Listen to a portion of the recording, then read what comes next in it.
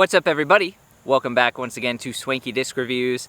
Today we got a fun one. This is the Mint Discs Taco. This is a really cool run that we got from our tournament that we ran a little while ago called Long Lunch.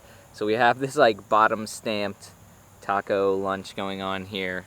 No stamp on the top. Before we get into it, don't forget to subscribe to the channel for new reviews every single week. And if you're watching in the month of October, we are doing a new review every single day for the month of October in 2024. So here we go, Mint Discs Taco. When we look at Mint Discs, we often talk about how incredible their plastic is because it comes from MVP, but we also talk about how they have a wide variety of very unique molds that I personally believe are very usable. This is a pretty heavily beaded mid-range. For those of you who don't know what that means, it means there's this thin line of plastic on the inside of the rim that goes all the way around, kind of sticks out. Some people gravitate towards wanting a bead on their discs, others the complete opposite, they hate it. So that makes this a pretty unique disc because of how heavy. There are some beads that are much more subtle. This is a pretty significant bead on this. They tend to make discs a little bit more overstable. The numbers on this guy are 5502, so it's supposed to be a slightly overstable 5-speed. I love the number 02 for stability for just all around usage. It's like enough stability where you know it's gonna fade at the end, but not so much where you can't throw it flat and get some sort of straight flight out of it. For instance, 7502 is really common numbers on T-Bird, Cookie, Instinct, Athena. So many good fairway drivers with that stability, and those are some of my favorite discs in the world.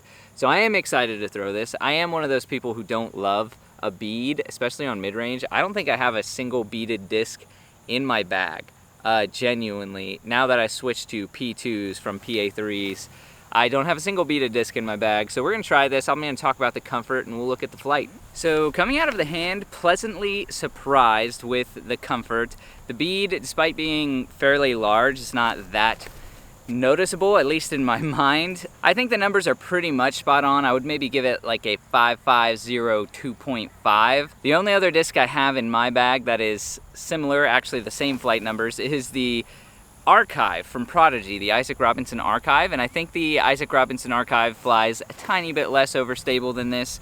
Very similar though. I like the flight. I think this is a very usable kind of disc to have in the bag that not as many people have, and I will point out it's overstable enough to where I actually genuinely like throwing it on forehand, and it's got a cool name. So we're gonna definitely recommend the Mint Discs Taco for you guys to try out for yourselves.